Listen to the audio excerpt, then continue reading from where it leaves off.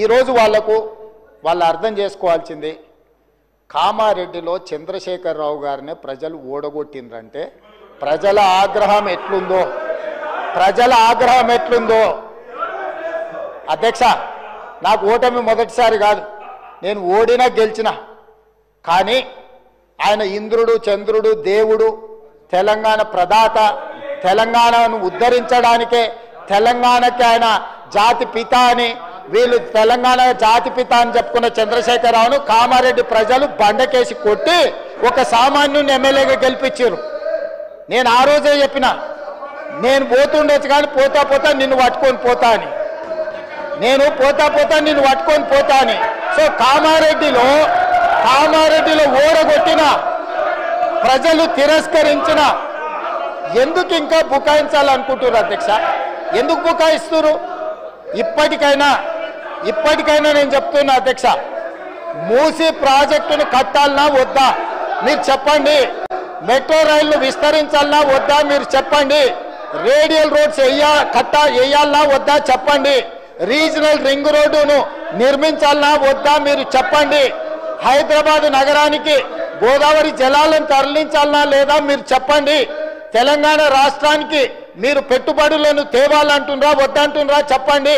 ఈరోజు ప్రపంచంలోనే అత్యధికంగా ఇన్ఫోసిస్ సంస్థ హైదరాబాద్లో అత్యధికంగా జాబులు ఉన్నాయి. మేము వచ్చినాక ఇన్ఫోసిస్ విస్తరించినాం, విప్రో విస్తరించినాం, మేము వచ్చినాక కాగ్నిజెంట్ను విస్తరించిపించినాం. ఆమ్జన్ బయోటెక్ కంపెనీ అమెరికాలో ఉండి ఫస్ట్ టైం హైదరాబాద్లో పెట్టుబడులు తీసుకొచ్చినాం. ఆయన 10 ఏళ్ళు మంత్రిగా ఉంటే 20,000 కోట్లు తెచ్చిండు దావోస్లో పోయి.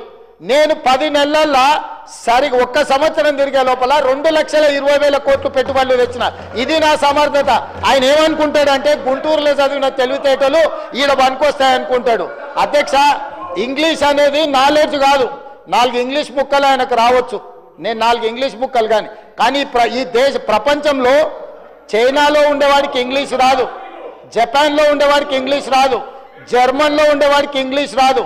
కానీ ఈరోజు చైనా, జపాన్, జర్మన్ ప్రపంచాన్ని శాసిస్తుంది అధ్యక్ష. 4 ఇంగ్లీష్ ముక్కలు వస్తే ఒకవేళ హోటల్లో పనిచేయడానికి ఆర్డర్స్ తీసుకోవడానికి పనికొస్తుండొచ్చు అధ్యక్ష. బట్ట షాప్లో బట్టల అమ్మనికి పనికొస్తుండొచ్చు. గుంటూరులో చదివిన తెలివితేటలన్నీ మా దగ్గర వచ్చి చూపించొద్దు అధ్యక్ష. మేము గవర్నమెంట్ స్కూల్లో చదివి వచ్చినాం, మేము గుంటూరులో చదవలే. మా తెలుగు మీడియంస్ అధ్యక్ష, తెలుగు మీడియము గ్రామీణ ప్రాంతాలలో గవర్నమెంట్ స్కూల్లో చదువుకొని వచ్చినాం అధ్యక్ష. మేము గుంటూరులో పోయి చదువుకొని రాలే, ఆ తర్వాత పూనా పోలే, ఆ తర్వాత విదేశాలు తిరగనిక పోలే. మేము ఇక్కడనే పుట్టినాం, ఇక్కడనే పెరిగినాం, ఇక్కడనే చదువుకున్నాం. లోకల్ పరిజ్ఞానంతో పనిచేస్తున్నాం అధ్యక్ష. ప్రజల బాధ తెలిసిన వాళ్ళం అధ్యక్ష. మేము 4 ఇంగ్లీష్ ముక్కలు వచ్చినంత మాత్రాన అదేదో గొప్పతనం అని, దాని మీద ఏదో పెద్ద ఉపన్యాసాలు ఇచ్చి దాన్ని చూపించి ఏదో సాధించినామని. కాబట్టి ప్రపంచంలో అత్యధికంగా ప్రపంచాన్ని శాసిస్తున్నది చైనా, జపాన్, జర్మన్. ఆ దేశంలో ఎవరికేం ఇంగ్లీష్ రాదు, కానీ వాళ్ళు ప్రపంచాన్ని శాసిస్తున్నారు ఆర్థిక వ్యవస్థను. అట్లాంటిది ఈరోజు తెలంగాణ రాష్ట్రంలో ఒక రైతు కుటుంబం నుంచి వచ్చి, గ్రామీణ ప్రాంతాల నుంచి వచ్చి గవర్నమెంట్ స్కూల్లో తెలుగు మీడియంలో చదువుకున్న నేను ముఖ్యమంత్రి అయితే ఎందుకు మీకు కడుపుమంట? ఏందా బాధ? అసలు కళ్ళల్లో నిప్పులు పోసుకుంటారు అధ్యక్ష. నేను కనిపించగానే ఆయననే చూడనికనే వస్తలేడు, చూస్తే అదేదో పాపమైంది అన్నట్టు. కాబట్టి ఇప్పటికైనా దయచేసి ఈ 5 ఏళ్ళు కాదు వచ్చే 5 ఏళ్ళు కూడా, ఈ 5 ఏళ్ళు కాదు వచ్చే 5 ఏళ్ళు కూడా మేమే ఉంటాము. మీరు అక్కడ ఉండాలనుకుంటే సలహాలు ఇవ్వండి. పెద్ద ఆయన మీకు కుర్చీ ఇయ్యాడు. నేను మళ్ళీ కూడా చెప్తున్నా, పెద్ద ఆయన గురించి నీకెంత తెలుసో తెలియదు కానీ నాకు చాలా తెలుసు.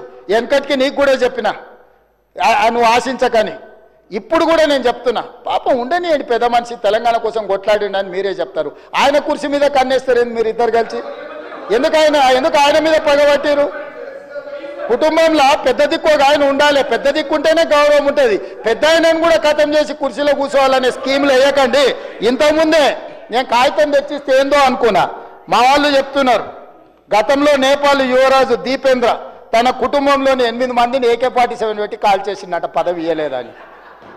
నేపాల్ రాజు వాళ్ళ పిల్లగాడు కుటుంబంలో పదవులు ఇస్తలేరని రాత్రి డిన్నర్కి పిలిచి AK-47 పెట్టి ఇంట్లో వాళ్ళందరినీ AK-47 పెట్టి కాల్ చేసిందంట. అట్లాంటి పరిస్థితులు తెలంగాణలో రాకుండా చూడండి అధ్యక్ష. వారికి చెప్పండి. వారు చదువుకుంటే చదువుకున్నారు, గుంటూరు తెలివితేటలు ఉంటే ఉన్నాయి, అవి ఉపయోగించి తెలంగాణకి ఏమైనా ప్రయోజనం చేకూర్చేటట్టు చెప్పమని చెప్పుండ్రు అధ్యక్ష. కేటీఆర్ గారు సార్ ఒక్క 5 నిమిషాలు క్లోజ్ చేసి.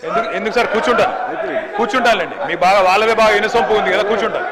మీరు కూర్చోమంటే కూర్చుంటారు. అసలు మీ టైం అయిపోయింది. 2 గంటలు వాళ్ళని మాట్లాడించి ఎట్లా సార్ ఇది?